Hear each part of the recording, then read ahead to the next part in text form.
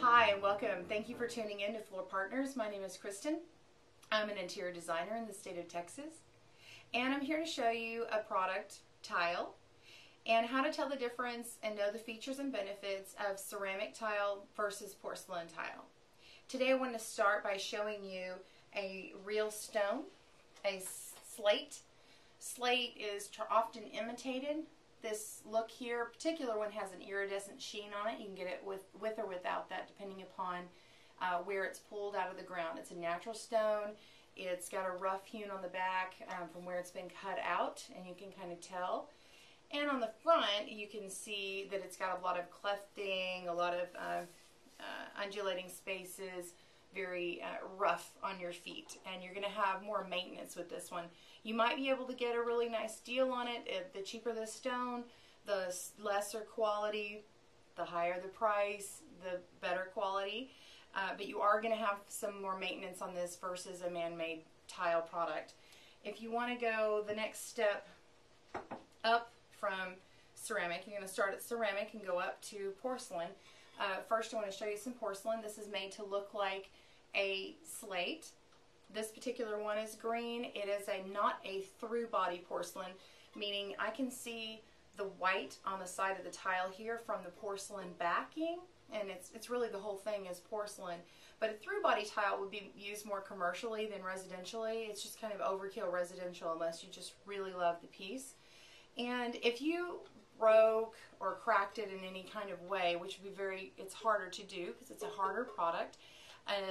Through body porcelain is going to be the same color throughout. So if you saw all green on the side, and you'd only be able to tell when you're looking at samples, then that would be a through body porcelain, and that would be the benefit. So if it got knocked and a chip out, then you would see that green underneath versus the white backer board.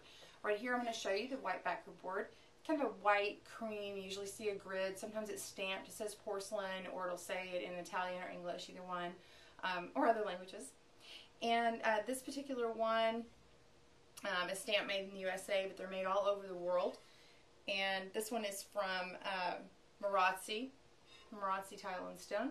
They've got a lot of really great products, but it has a lot of clefting and stuff.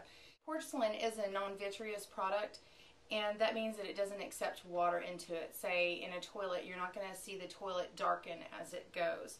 Now you will see as it fills up with water. Now you will see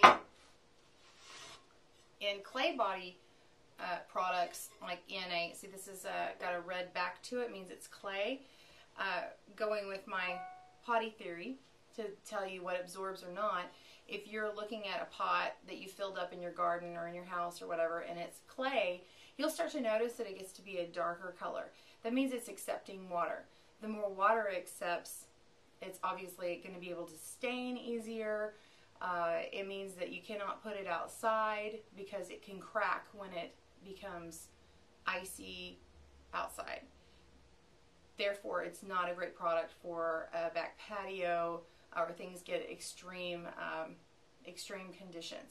So you want to go with the porcelain in the backyard. This right here is showing the back of a nice deep colored red clay body tile. This is a ceramic tile. You can actually pick up a ceramic tile that has a red back on it, but it's actually not red. It may be kind of pink or whatever. It's still a clay body tile. The reason why it's a different color, it's not a different dye lot, it's not this or that.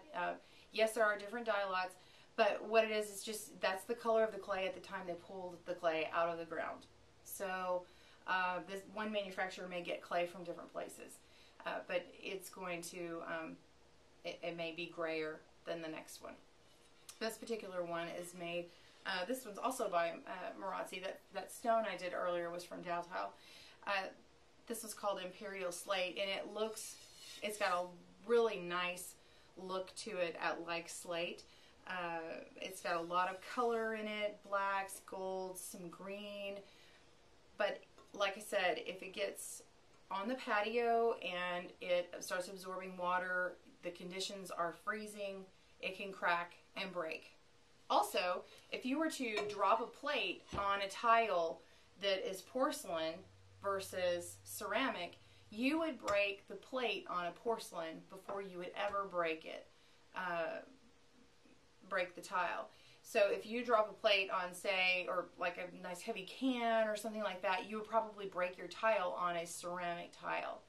So those are some quick and easy ways to remember. So just remember a pot filling up and absorbing a bunch of water, and you can see it, and that just means that it's open and porous, and that's ceramic.